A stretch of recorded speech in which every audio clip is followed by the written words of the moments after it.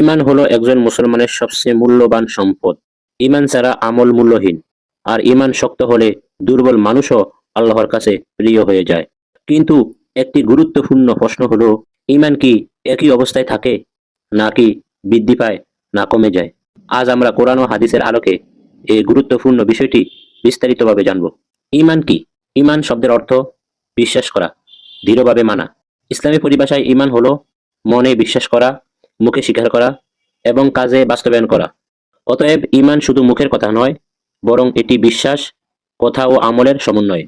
আহলে সুন্নাত ওয়াল জামাতের আকীদা মতে ঈমান বৃদ্ধি পায়, ঈমান কমেও যায়। এটি কোরআন ও সহিহ হাদিস দ্বারা প্রমাণিত। কোরআনের প্রমাণ, আল্লাহ তাআলা বলেন, যাতে তাদের ঈমানের সাথে আরো ঈমান বৃদ্ধি পায়। সূরা আল ফাতহ আয়াত 4। আর যখন তাদের সামনে কোনো সূরা তেলাওয়াত করা হয়, কোনো আয়াত তেলাওয়াত করা হয়, তখন মুমিনের ঈমান বেড়ে যায়। সূরা তাওবা 124 নং আয়াত। স্পষ্টভাবে প্রমাণিত ঈমান বৃদ্ধি পায়। হাদিসের প্রমাণ, রাসূল সাল্লাল্লাহু আলাইহি ওয়াসাল্লাম বলেছেন, ঈমানের 70টির বেশিও শাখা রয়েছে। এর সর্বোচ্চ হলো লা ইলাহা ইল্লাল্লাহ বলা, এবং সর্বনিম্ন হলো রাস্তা থেকে কষ্টদায়ক বস্তু সরিয়ে দেওয়া। এক, আল্লাহর স্মরণ, আল্লাহর জিকির। আল্লাহ তাআলা বলেন, জেনে রাখো আল্লাহর জিকিরের মাধ্যমেই অন্তর শান্ত হয়। বেশি জিকির, বেশি ঈমান।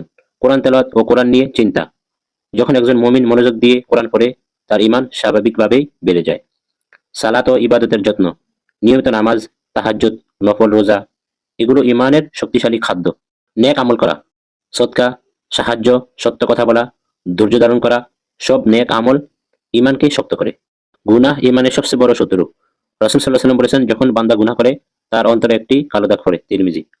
আল্লাহর স্মরণ থেকে গাফিল হওয়া, জিকির কমে গেলে ঈমান দুর্বল হয়ে যায়। নামাজে অলসতা, নামাজে অবহেলা ঈমানের পতন। হারাম দেখা, শোনা ও বলা, চোখ, কান ও জিহ্বার গুনাহ ঈমানকে ধ্বংস করে দেয়। দুনিয়ার মোহ, যখন দুনিয়া আখিরাতের চেয়ে বড় হয়ে যায়, তখন ঈমান ছোট হয়ে যায়। ঈমান টিকিয়ে রাখার বাস্তব উপায়, প্রতিদিন কিছু সময় কোরআন পড়া, 5 ওয়াক্ত নামাজ আদায় করা, গুনাহের পর তওবা করা, নিয়মিত দোয়া করা। আসুন আজ আমরা সিদ্ধান্ত নেই, আমরা আমাদের ঈমানকে শক্ত করব, আল্লাহর পথে চলবো এবং ঈমান নিয়ে আল্লাহর কাছে ফিরে যাব। আল্লাহ তাআলা আমাদের সবাইকে ঈমানের উপর অবিচল থাকার তৌফিক দান করুন। আমিন।